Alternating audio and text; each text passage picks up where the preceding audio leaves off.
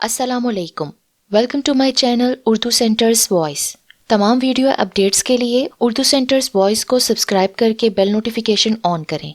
तो चलिए सुनते हैं आज कहानी मायनी में किन्नू आँखां पार्ट 1। चौधरी सिकंदर ने मक्कारी से एक आंख मारते हुए बाले की तरफ देखा।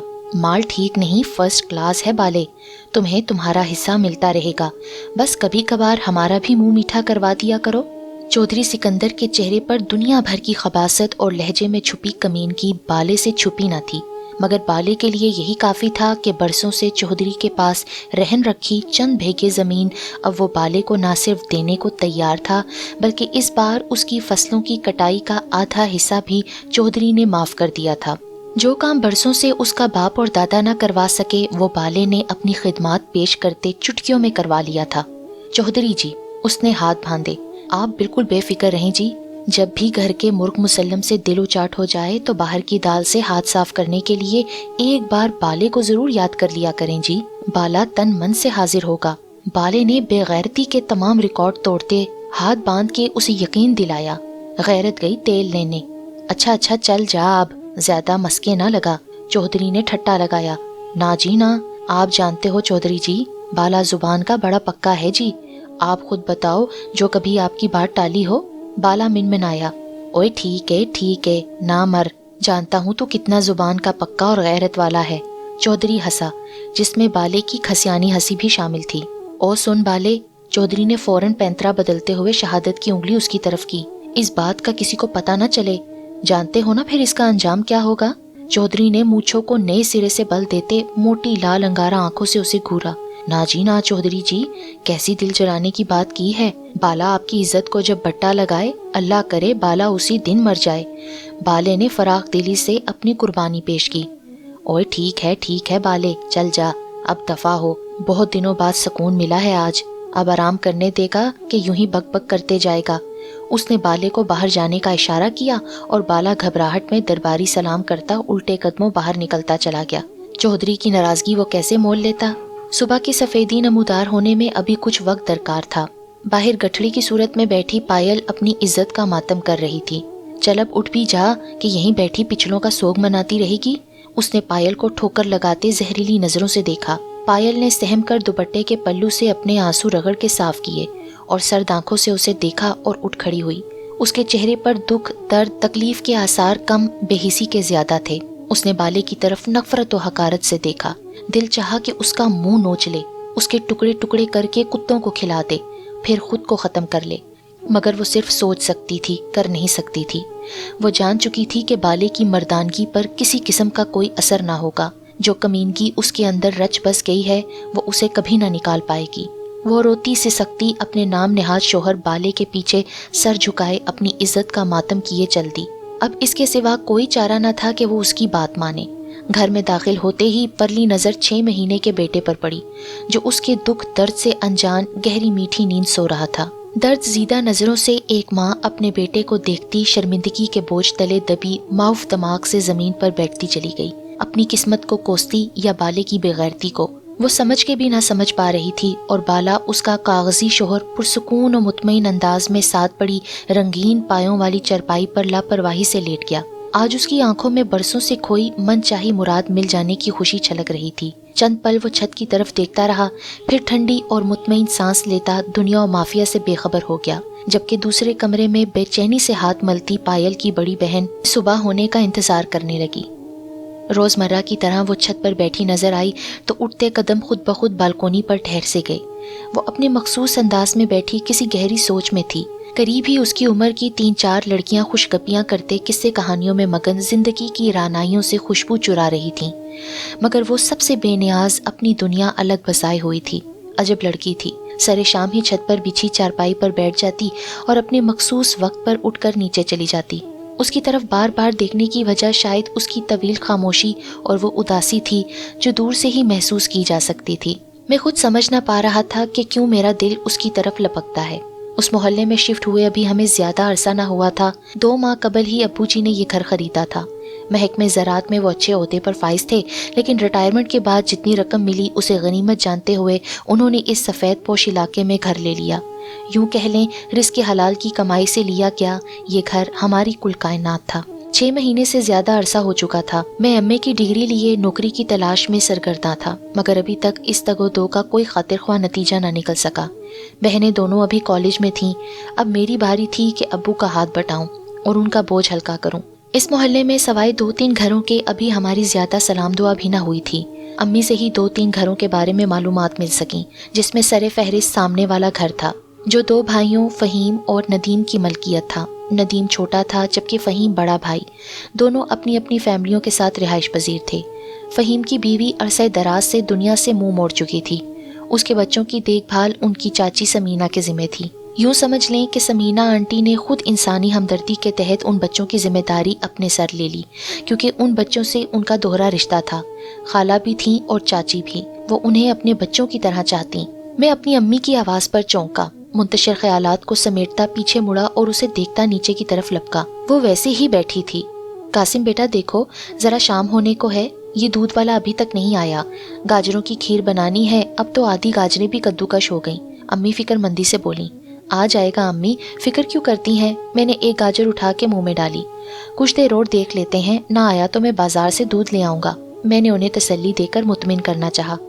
नहीं बेटा, 1 घंटा ऊपर हो गया है, वो 5 बजे आता है, अब देखो 6:15 बज रहे हैं। मुझे ऐसा लगता है वो नहीं आएगा। क्या तुम नहीं जानते, शाम की चाय तुम्हारे अब्बू को ना मिले तो तूफान बर्पा कर देते हैं। चलो जाओ, तुम अपने और अब्बू की चाय के लिए दूध लेकर आओ। ठीक है अम्मी, ले आता हूँ, नाराज क्यों होती हैं? सामने वाले फ़हीम साहब ने दूसरी शादी कर ली है बेगम। रात को खाना खाते हुए अचानक अब्बू बोले, और आपने मुझे बताया भी नहीं? अम्मी ने खाना छोड़ के उन्हें हैरत से देखा। हाँ, वो मगरिब पढ़ने मस्जिद गया तो साथ वाले कामरान साहब ने बताया। मैंने लाइल्मी का इजहार करते हुए फिर भी उन्हें मुबारकबाद दे दी। वैसे तो अच्छा किया आपने, अम्मी ने अब्बू की तरफ देखते कहा, लेकिन मेरे नाकिस इल्म में ऐसी कोई बात नहीं, और समीना भी तो 3-4 रोज से नहीं आई, वरना वो बता देती। अम्मी ने नदीम अंकल की बीवी की बात की। एक ही घर में रहते हुए उसे इल्म ना हो, ये कैसे हो सकता है? अब की अम्मी हैरत के मिले जुले तासरात से बोली। मगर एक बात समझ नहीं आई, ये फ़हीम साहब को क्या सूझी? जवान बेटियों के होते हुए ब्याह रचा बैठे, कुछ बच्चियों का ख्याल ही कर लेते। अम्मी ने खफकी से कहा, खास कर नाजिश का, जो बीमारी के बोझ तले दबी है। कौन सी बीमार बेटी अम्मी? अरे कुछ नहीं, अम्मी ने ठंडी आ भरी। कितनी बेबस होती हैं वो बेटियां जिनकी माएँ नहीं होती, और कितने माजूर होते हैं वो एहसास कि सब रिश्ते होते हुए भी बेटियां अपने गम अंदर उतार कर बोझ हल्का नहीं कर पाती। बस बेगम, कुदरत के आगे किसकी चलती है? उसी जात के बनाए हुए हम इंसान हैं। जैसे रखे, जिस हाल में रखे, हमें सब्र का दामन हर हाल में थाम कर तो रखना पड़ता है। अब्बू ने अम्मी को परेशान देखते हुए तसल्ली देते हुए कहा, वो तो आप ठीक कह रहे हैं, बस उन बच्चियों का ख्याल आ गया। समीना बता रही थी कि माँ के चले जाने के बाद बड़ी ने इतना गम लिया कि टीबी की मरीजा हो गई। बाप के पास इतने पैसे नहीं थे कि ठीक तरीके से इलाज करवा सकता। नतीजा, बीमारी आखिरी स्टेज पर पहुंच गई, और दूसरी बदकिस्मती से पैदाइशी बोलने और सुनने की नेमत से महरूम है। बेचारियां, अम्मी दुख से बोली। मुझे तो हौल आता है जब उनके बारे में सोचती हूँ, अल्लाह किसी को भी आजमाइश में न डाले। लेकिन ये भी तो हो सकता है बेगम कि फ़हीम साहब ने इसीलिए दूसरी शादी का फैसला किया हो कि बीमारी की वजह से बेटी अभी किरदारी नहीं संभाल सकती, दूसरी समझ नहीं सकती, बोल नहीं सकती, और तीसरी शायद 12 साल की है, जो घर के कामों के लिए अभी बहुत छोटी है। कामरान साहब बता रहे थे कि घर के दीगर गुण हालात की वजह से बेटा किसी वर्कशॉप पर काम करता है, सुबह गया रात को वापस आता है, और कभी कभार घर का रुख भी नहीं करता। अब आप खुद सोचें, ऐसी परेशानी में घर में एक औरत का होना कितना लाजिम है। अब्बू ने अम्मी को समझाया। खैर, समीना थी ना बच्चियों को संभालने के लिए। वो तो बेचारी ना सिर्फ चच्ची बल्कि खाला भी है, और बच्चियों का ख्याल भी बहुत रखती है। उसी नहीं तो समझ लो परवरिश की उन बच्चियों की, और वो सारा काम उन बच्चियों का बड़ी जिम्मेदारी से करती आई है, और आगे भी कर लेती। अम्मी ने बोला, पर बेगम वो चच्ची है, माँ नहीं। उसकी गालिबन अपने 7 बच्चे भी हैं, किस किस का काम सर अंजाम देगी, और अभी हम उन लोगों को ज्यादा जानते भी नहीं, इसलिए पराए मामलात से आप दूर ही रहें तो बेहतर है। अम्मी की मंतक अब्बू के साथ हमारी समझ से भी बाहर थी। अब ये तो खुदा जानता है कि फ़हीम साहब ने क्या सोच के फैसला किया। हमें दुआ करनी चाहिए कि उनका उठाया यह कदम मस्बत साबित हो और घरेलू मामलात बेहतरी की तरफ जाएं। आमीन। अम्मी ने भी अब दुआ में अब्बू का साथ दिया। सच पूछे तो मुझे भी धचका लगा, शादी का सुन के नहीं बल्कि टीबी का सुन के। अब मुझे उस लड़की की समझ आई कि क्यों वो दुनिया से कटी एक तरफ छत के कोने पर बैठी रहती है। कजन्स के साथ बैठी हुई वो उनकी तरह क्यों नहीं दिखती। मुझे दिली तौर पर बस अब उस लड़की से हमदर्दी होने लगी।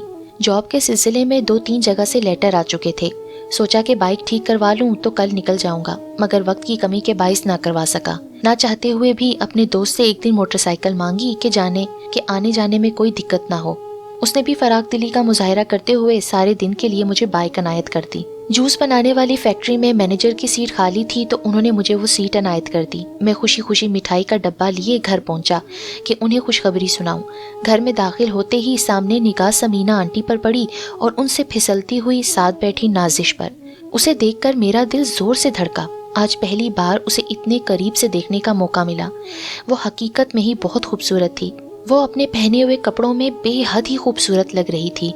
उसके चेहरे पर एक अजीब सा सोज था। लगता ही नहीं था कि वो टीबी की मरीजा है। एक पल तो मैं भौंचा गया।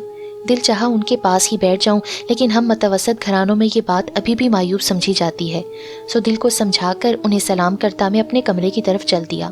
दिन भर का थका था। बेड पर लेटते ही दुनिया और माफिया से बेखबर हो गया। वो तो मुझे मेरी बहन उठाने आई, वरना तो शायद मैं सुबह तक ही सोता रहता। अब उठ भी जाएं भाई, मगरिब को 1 घंटे से जायद हो चुका है।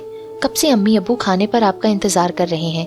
वो बाहर निकलते हुए अचानक रुकी। ये मिठाइयाँ कहाँ से आईं? वो ड्रेसिंग टेबल पर पड़ी मिठाई देखकर रुक गई। ओह, मैं बताना तो भूल गया, तुम इसे ले जाओ और प्लेट में डाल के टेबल पे रखो। मैं वॉशरूम से होके अभी आया। जल्दी से उठकर मुंह धोकर मैं आया। खाने की मेज पर अम्मी ने सबकी पसंद की चीजें बना रखी थी और वो तब बनाती थी जब कोई खास वजह होती। ओहो अम्मी, आज खैर तो है? मैंने खुशदिली से पूछा। मैं तुम्हारी माँ हूँ, तुम मेरे बाप नहीं। जब घर दाखिल हुए तो मुझे तभी अंदाजा हो चुका था तुम्हें नौकरी मिल गई है। तुमने नहीं बताया, लेकिन तुम्हारे हाथ में पकड़ी मिठाई ने सारा राज उगल दिया। वाह अम्मी जिंदाबाद, मैंने नारा मारा और उनके गले में अपने बाजू डाल दिए। अबू भी बहुत खुश हुए। सुनिए, बेटे की नौकरी की खुशी में तो मैं भूल ही गई कि समीना के साथ नाजिश भी आई थी। वो चाहती है कि आप कहीं उसके लिए कोई छोटी मोटी नौकरी ढूंढ दें। बेचारी घरेलू हालात से बहुत परेशान थी। अच्छा बेगम, हाथ पर सरसों जमाने को नौकरी नहीं कहते कि इधर बात करो और साथ ही पूरी हो जाए। इसके लिए वक्त चाहिए होता है। अब देखें, अपने बरखुरदार को पूरे 6 महीने मुख्तलिफ जगहों पर तिब्बा आजमाई की, तब जाके कहीं नौकरी का मुंह देखना नसीब हुआ, वो भी MA की डिग्री के साथ। और जहाँ तक मेरा ख्याल है, ये बच्चियाँ पढ़ी लिखी भी नहीं। और आप जानती हैं, पढ़ाई के बगैर नौकरी ढूंढना जुए शेर लाने के बराबर है। जानती हूँ मैं। ठीक है, उनका तालीमी मयार बेहतर नहीं, मगर कहीं ना कहीं छोटी मोटी जॉब तो मिल ही सकती है ना। अम्मी अपनी बात पर डटी रही। कैसी बातें करती हैं बेगम? अब्बू नाराज हुए। बाहर क्या हो रहा है, ये घर की औरतों को कैसे समझाया जाए? अच्छे भले पढ़े लिखे लोग नौकरियों की तलाश में दफ्तरों के धक्के खाने पर मजबूर हैं। और फिर ये लड़की जात है, कल कला को कुछ हो गया तो सारी जिम्मेदारी हमारे सर पर आ जानी है। अब्बू ने अम्मी को समझाया। अब्बू ठीक कह रहे थे, हम उन लोगों को जानते तक नहीं थे। सिर्फ इंसानी हमदर्दी में किसी से नौकरी की बात कर भी लेते तो गारंटी देनी पड़ती, और अब्बू इन बातों से घबराते थे। आप यूं कहे ना कि करना नहीं चाहते आप। अब्बू की बात सुनकर तो अम्मी को गुस्सा आ गया। अम्मी, मैं कोशिश करता हूँ, किसी दोस्त से बात करके देखता हूँ, शायद कोई ना कोई रास्ता निकल आए। आप बेफिक्र रहें। सच बेटा? वो बच्चों की तरह खुश हुई। न जाने उन बच्चियों में ऐसा क्या है कि दिल उनकी तरफ खिंचता है। माँ के बगैर पलने वाली बेटियां कैसे कैसे सितम सहती हैं, हम सोच भी नहीं सकते। अच्छा, और अब सुने भी तो, समीना बता रही थी कि फहीम साहब की नई नवेली दुल्हन ने यूं सारे घर को मुट्ठी में ले लिया है कि किसी को दम मारने की भी मजाल नहीं। और तो और घर का सारा बोझ बेचारी नाजिश के नातवा कंधों पर डाल दिया है। उसकी बीमारी का भी ख्याल नहीं किया। एक माँ की आई हुई ने ऐसा रवैया रखा है कि बच्चियां सहम सी गई हैं। अम्मी अब्बू को बताने लगी। अम्मी के बताने पर हमें पता चला कि फहीम अंकल के घरेलू हालात बहुत खराब हैं। इसी वजह से नाजिश का इलाज नहीं हो पा रहा और बीमारी बढ़ती जा रही है। भाई की तनख्वाह इतनी नहीं कि घर का खर्च चला सके। बाप का हवाई रिस्क कभी चलता है कभी नहीं। घर को चलाना उनके लिए इंतहाई कठिन है। ऊपर से दूसरी शादी करके फहीम ने रही सही कसर पूरी कर दी है। जो कुछ बेटियों के लिए बचा रखा था बीवी की नजर कर दिया। अब हालात की तंगी के साथ सौतेली माँ के ताने बर्दाश्त करते नाजिश ने नौकरी का फैसला किया है। इसी सिलसिले में वो समीना के साथ आई थी। अब्बू के साथ हम भी सब हैरत से अम्मी के मुंह से ये सब कुछ सुन रहे थे। दुख भी हुआ। ये गरीबी और मजबूरी वाकई बहुत बुरी चीज होती है। इंसान से जिंदगी की रमस तक छीन लेती है। इसी गुर्बत से छोटी छोटी नामुकम्मल ख्वाहिशात बढ़ते बढ़ते ऐसी महरूमियाँ और कॉम्प्लेक्स बन जाती हैं जो किसी आसेब की तरह इंसान के वजूद के साथ चिमट कर उसे तबाही के दहाने पर खड़ा कर देती हैं। इंसान 1000 कोशिश के बावजूद भी उससे छुटकारा हासिल नहीं कर पाता। उस फैमिली का भी शायद यही मुकद्दर था। अब मैंने नाजिश के लिए नौकरी ढूंढने की हामी तो भर ली थी, मगर अब बैठा सोच रहा था कि किस दोस्त से बात करूं। 2-3 जगह ट्राई किया, سب کا یہی جواب کہ پتہ کرتے ہیں۔ خیر اسی اسنا میں 2 ہفتے گزر گئے۔ میری خود کی نئی جاب تھی، ساری معاملات پس پش ڈال کے اپنی ساری توجہ کام پر مرکوز کرتی۔ انہی دنوں کراچی سے بڑی خالہ کا فون آیا کہ انہوں نے اپنی بیٹی کی شادی کی ڈیٹ فکس کرنی ہے، تو ایسے خوشی کے موقع پر امی کا ہونا ضروری ہے۔ امی بھی سن کے جانے کو بےتاب ہو گئیں۔ ابو نے 1 ہفتے کے لیے ان کی ٹکٹ بک کروا لیے۔ اسی دن میں نے کام سے چھٹی کر لی۔ ناشتے وغیرہ سے فارغ ہو کے میں امی اور بہن کو اسٹیشن چھوڑنے کے لیے روانہ ہوا۔ ان دونوں کو کمپارٹمنٹ میں بٹھا کے اچھی طرح تسلی کر کے نیچے اتر آیا۔ جو ہی ٹرین چلنا شروع ہوئی اس کے اوجھل ہونے تک کھڑا انہیں دیکھتا رہا، پھر واپسی کے لیے قدم بڑھا دیے۔ ابھی گیٹ تک ہی پہنچ پایا تھا کہ سامنے میری نظر ٹھہر سی گئی۔ وہ نازش ہی تھی جو آنٹی سمینہ کے ساتھ میڈیکل سٹور سے نکل رہی تھی۔ نہ جانے دل میں کیا سمایا کہ ان کے پاس جا کھڑا ہوا۔ دونوں مجھے دیکھ کر حیران ہو گئیں۔ بیٹا تم یہاں کہاں؟ کسی کام کے سلسلے میں آئے ہو؟ مجھے وہ کچھ پریشان سی لگیں۔ جی آنٹی، دراصل امی خالہ کی طرف کراچی گئی ہیں، انہیں چھوڑنے آیا تھا۔ او اچھا، انہوں نے سر ہلایا۔ ہم بھی یہاں دوائی لینے آئی تھیں، دوائی تو ملی نہیں، سٹور والے نے پرسوں کا کہا ہے کہ تب تک آ جائے گی۔ آنٹی کسی دوسرے میڈیکل سٹور سے لے لینا۔ میں نے ان کی مشکل حل کرنے کی کوشش کی۔ نہیں بیٹا ہم اسی سٹور سے لیتے ہیں، اب پرسوں تک آ ہی جائے گی۔ انہوں نے بات بدلی۔ تمہارا کام کیسے چل رہا ہے؟ آنٹی نے پوچھا۔ ٹھیک ہے آنٹی، ابھی نیا ہے، سمجھنے میں کچھ وقت تو لگے گا۔ اچھا بیٹا اب چلتی ہوں، آنٹی نے بولا۔ مجھے اور تو کچھ نہ سوجھا، خدا حافظ کہتا واپسی کے لیے مڑا تو وہ پکار اٹھی، سنیے۔ اٹھتے قدم وہیں رک گئے، دل یک بارگی دھڑکا۔ جی؟ میں پلٹا، وہ میری طرف ہی دیکھ رہی تھی۔ وہ خالہ سے کام کے سلسلے میں نے بات کی تھی نا، شاید انہوں نے آپ سے کچھ کہا ہو؟ وہ جھجکتے ہوئے گویا ہوئی۔ او ہاں، میں بوکھلا گیا۔ ایسا حسن تھا اس لڑکی کا کہ شاید میں نے پہلے کبھی نہ دیکھا ہو۔ جی امی نے کہا تو تھا، میں نے 1-2 جگہ پر بات بھی کی ہے، شاید کہیں سے کوئی جواب آ جائے۔ میں نے اس کی طرف دیکھتے احتراماً نظریں جھکائیں۔ وہ حقیقت میں چاہے جانے کے قابل تھی۔ جی ٹھیک ہے، ہلکا سا تبسم اس کے چہرے پر تھا۔ جو ہی کچھ پتا چلیے گا تو پلیز ضرور بتائیے گا۔ اب اس نے خدا حافظ کہا اور آنٹی کے ساتھ جانے کے لیے قدم بڑھا دیے۔ میں کچھ پل دونوں کو دور تک جاتے دیکھتا رہا، پھر لمبی ٹھنڈی سانس لیتا گھر واپسی کے لیے قدم بڑھا دیے۔